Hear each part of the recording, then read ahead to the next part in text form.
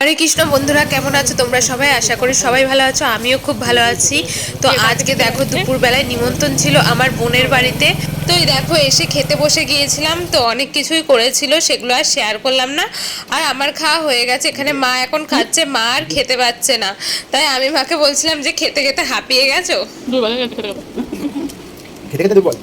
খাওয়া দাওয়া আমাদের হয়ে গেছে, এখন একটুখানি বিশ্রাম করছি। এ দেখো এই ঘরটা আমার বোনের বাড়িতে নতুন করা হয়েছে। তো এটা নিচতলা ঘর, আর উপরতলা ঘরটা পরে তোমাদেরকে দেখাবো।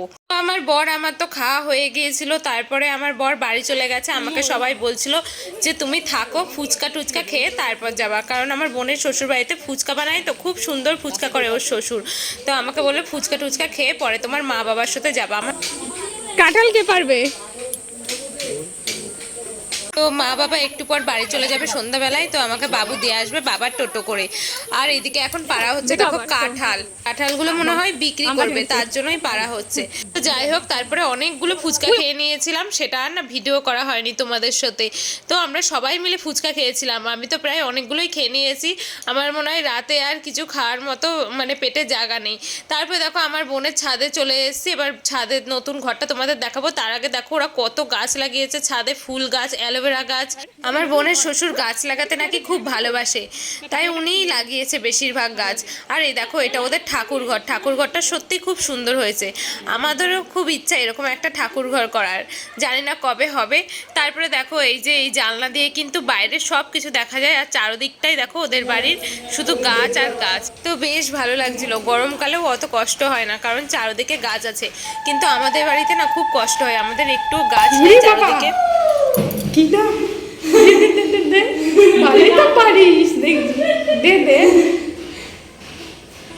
আরে দে, আমিও দিই বাড়িতে, দে দে।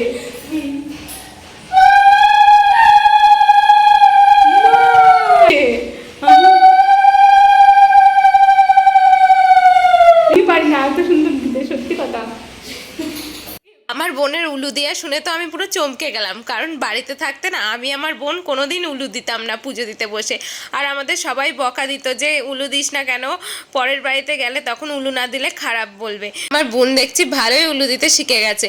আর আমিও না দিই, যখন বাড়িতে কেউ থাকে না সন্ধ্যা দিতে গেলে তখন দিই, কিন্তু বাড়িতে কেউ থাকলে না আমার সত্যিই কেমন যেন লাগে।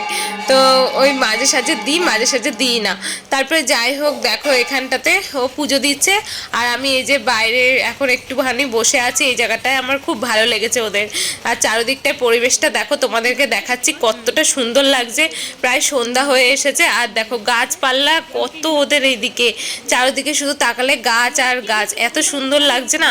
আর ওদের বাড়িতে অনেক গাছ আছে, নারকেল গাছ আছে, তারপরে কাঁঠাল গাছ আছে, আম গাছ আছে, বিলেতি আমড়া গাছ আছে। তো যাই হোক দেখো এখন আমরা বাড়ি চলে যাচ্ছি, যে বাবা নিয়ে যাচ্ছে আমাদেরকে। তো বাবুকে বললাম একটুখানি ঘুরিয়ে ঘুরিয়ে আমাদের বাড়িতে দিয়ে আসো, মানে আমার শ্বশুর বাড়িতে এখন আমার বাবু আমাকে দিয়ে আসছে। তার আগে দেখো এখানে এখন আমরা আইসক্রিম খাওয়ার জন্য দাঁড়িয়েছি। তো বাবু বললো যে আইসক্রিম খা, সবাই একটা করে আইসক্রিম খাই। তো এখানে এখন আমরা তিনজনে মিলে আইসক্রিম খাচ্ছিলাম। তারপরে খাওয়া দাওয়া করে চলে যাবো বাড়িতে, যে যার বাড়ি, মা চলে যাবে মার বাড়ি, আমি চলে যাবো আমার বাড়ি। তো চলো আজকের মতো আইসক্রিম খেতে খেতে এখানেই ভিডিওটা শেষ করলাম। যদি ভালো লেগে থাকে একটা like, comment, share and subscribe করে আমার পাশে থেকো সবাই।